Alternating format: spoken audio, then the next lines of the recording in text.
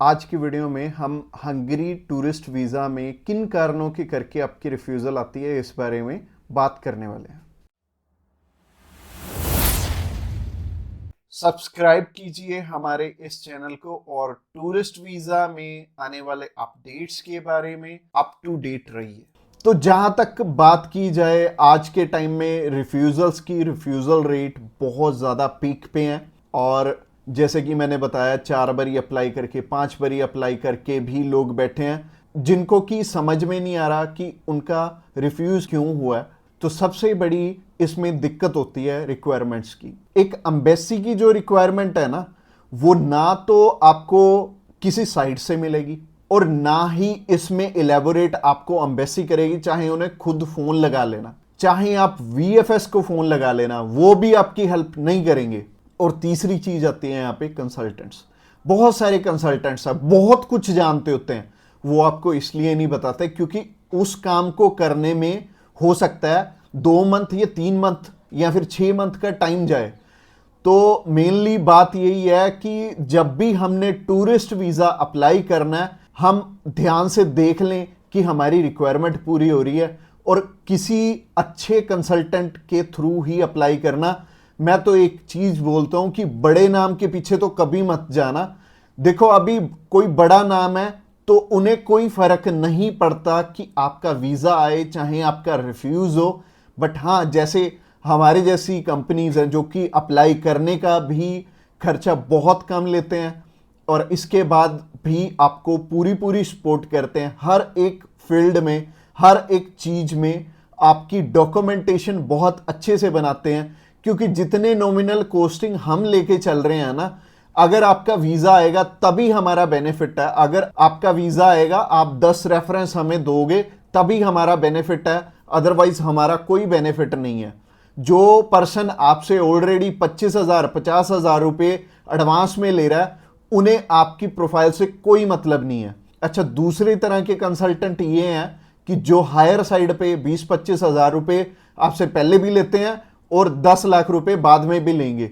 उन्हें भी आपकी प्रोफाइल से बहुत हद तक कोई मतलब नहीं है क्योंकि उन्होंने आपसे एडवांस ले लिया है और उन्हें यह फर्क नहीं पड़ता कि आपका वीजा आए या ना आए। वो अगर 10 केस अप्लाई करेंगे तो उसमें से एक वीजा तो वैसे ही आ जाता है, तो उनके 10 लाख रुपए तो वैसे ही बन गए।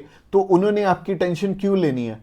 तो सिंपल सी बात है, मैंने आपको अपना मोटिव बता दिया है कि हम रिक्वायरमेंट आपकी अच्छे से क्यों फुलफिल करवाते हैं जब भी आपने टूरिस्ट वीज़ा अप्लाई करना होता है।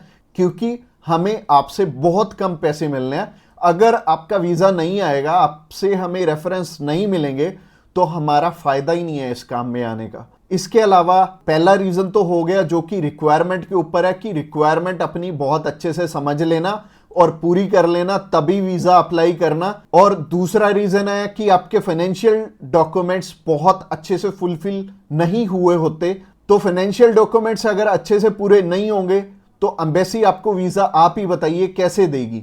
उन्हें एक प्रॉपर प्रोफाइल चाहिए, उन्हें ऐसी प्रोफाइल चाहिए कि स्टेप बाय स्टेप आपके सारे डॉक्यूमेंट्स आपस में मैच कर रहे होने चाहिए। जैसे कि आपका जो ऑक्यूपेशन है, वहां से आपकी कितनी मंथली इनकम आ रही है और क्या वो उसी प्रोफेशन से इनकम आ रही है आपकी, और आपके फाइनेंशियल्स आपस में मैच कर रहे होने चाहिए, तभी आपका वीजा लगेगा। तो अगर आपको नहीं पता है कि आपके फाइनेंशियल मैच कर रहे हैं या नहीं कर रहे, तो आप क्या कर सकते हैं? आप अभी हमें कॉल कर सकते हैं, आप जान सकते हैं कि आपके फाइनेंशियल अच्छे से मीट कैसे होंगे। और कॉल तो आप इस वीडियो के एंड में ही हमें करना, क्योंकि आगे जो रीजन है वो भी बहुत स्ट्रॉन्ग रीजन है कि आपका वीजा इन इन कारणों से भी हो सकता है। प्रोफाइल का तो मैंने आपको बता दिया कि आप हमें कॉल कर लेना। इसके अलावा जो तीसरा सबसे बड़ा रीजन है वो है कि आपके यहां पे इंडिया में टाई स्ट्रॉन्ग ना होने, यानी कि इंडिया में आपका कोई ऐसा रीजन नहीं है कि आप वापस लौट के आओ। जैसे कि मैरिड है अगर कोई, तो उनकी वाइफ उनका रीजन बनती है वापस आने का, और अगर कोई अनमैरिड है उसको थोड़ी सी प्रॉब्लम ही आती है। बट इसका भी सोल्यूशन है कि आप बेटर है, अगर आप 20-21 साल के हो, 22 साल के हो, तो बाहर जाने के लिए मैरिज तो करोगे नहीं, तो कर क्या सकते हो, आप अपनी मम्मी या फिर अपने पापा में से किसी एक जने को अपने साथ में अप्लाई करवा लो। इससे क्या होगा कि अगर मम्मी आपके साथ जा रही हैं, आपका नहीं है वापस आने का स्ट्रॉन्ग रीजन, बट उनका बन गया, तो उनके चक्कर में आपका भी वीजा आ जाने वाला है। तो आप कर कह सकते हो या फिर मम्मी या फिर पापा को अपने साथ में अप्लाई करवा लो, तो ज्यादा अच्छा रहेगा, आपका भी टाई स्ट्रॉन्ग हो जाएगा। तो तीसरा रीजन हो गया। रीजन नंबर 4 की तरफ बढ़ते हैं। और जो चौथा रीजन है वो ये रीजन है कि आप यहां पे घूमने के लिए जा रहे हो, आपका पर्पस मैटर करता है। जब आप कवरिंग लेटर बना रहे हो तो कवरिंग लेटर ये तो आपके हाथ में नहीं है, ये तो आपके कंसल्टेंट के हाथ में है कि आपका पर्पस बहुत ज्यादा स्ट्रांग होना चाहिए, तभी आपको एक कंट्री वीजा देगी। और वीजा उन्हीं को मिलेगा, लाखों लोग अप्लाई करते हैं जिनका की एक पर्पस होगा, जिनका एक कारण होगा बाहर जाने का। वीजा सिर्फ उन्हें ही मिलने वाला है जिनका एक रीजन बहुत ज्यादा स्ट्रांग होगा। तो रीजन बहुत ज्यादा आपका स्ट्रांग बनाएंगे अगर आप हमारे थ्रू अप्लाई करेंगे। तो ये चौथा कारण था आपका वीजा रिफ्यूज होने का। और ये 4 कारण ही हैं जो सबसे बड़े रिफ्यूजल के आपके चांसेस बनते हैं। जिन कारणों के पीछे ये चारों चीजें अपनी ठीक कर लो, और जैसे मैंने पर्पस में बताया, पर्पस आपका बहुत ज्यादा स्ट्रांग हो जाएगा अगर आप हमारे थ्रू अप्लाई करेंगे।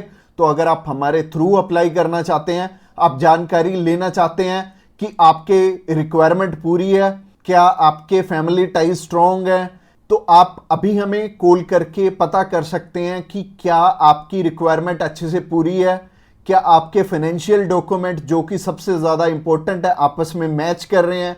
इसके अलावा जो तीसरा कारण था वो था आपके फैमिली टाइज कितने स्ट्रांग है। इसके अलावा चौथा कारण है कि आपका पर्पस हम कितना स्ट्रांगली लगाएंगे, इसके ऊपर आपका वीजा डिपेंड करेगा। और वीजा चाहे आप फर्स्ट टाइम अप्लाई कर रहे हो, चाहे ऑलरेडी आपके 1 रिफ्यूजल है, 2 है, 3 है, 4 है, जितनी मर्जी आपकी रिफ्यूजल्स हैं, मैटर नहीं करती। हमारे पास बहुत सारे लोग आते हैं, एक पर्सन का हमने अप्लाई करके दिया था और उनका टोटल 12 बार रिफ्यूज था, 13th टाइम उनका वीजा आया था।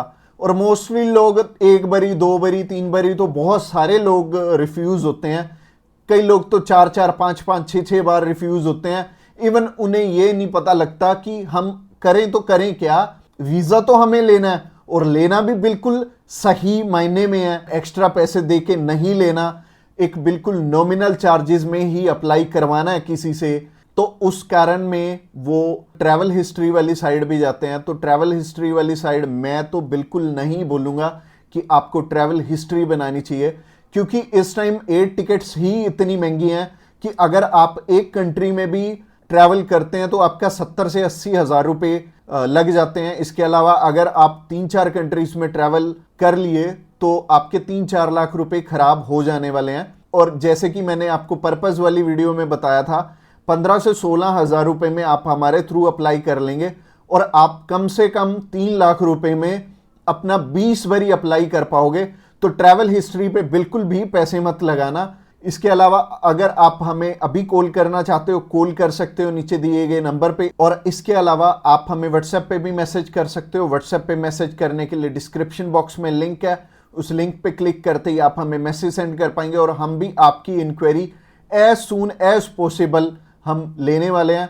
और हमारी टीम्स ऑफ एक्सपर्ट्स हमेशा रेडी है और वो सारे टीम मेंबर्स को पर्सनली मैंने ही ट्रेंड किया हुआ है और आपकी हर एक ज़रूरत को वो समझेंगे और फिर उसी अकॉर्डिंग आपको गाइड करेंगे। और आपको बिल्कुल भी टेंशन नहीं लेनी, जब भी आपने वीज़ा अप्लाई करना है आप हमारे थ्रू ईजिली कर सकते हैं। अगली वीडियो हमारी सी टाइप के वीज़ा के ऊपर रहने वाली है कि सी कैटेगरी में बहुत सारे हमारे पास ऑप्शन होते हैं अलग अलग, जिनके थ्रू की वीज़ा अप्लाई करने में हमारा पर्पस बहुत स्ट्रॉन्ग हो जाता है। तो सी टाइप में जैसे कि बिजनेस वीज़ा हो गया, स्पोर्ट्स वीज़ा हो गया, कल्चर वीज़ा हो गया, मेडिकल वीज़ा हो गया, तो ये सारे वीज़ा के बारे में हम बात करने वाले हैं, जो कि हमारी नेक्स्ट वीडियो रहने वाली है। तो आपने क्या करना है, हमारी नेक्स्ट वीडियो को भी जरूर ध्यान से देखना। Thanks a lot for watching this video till the end, और मिलते हैं किसी बढ़िया सी वीडियो में नेक्स्ट टाइम।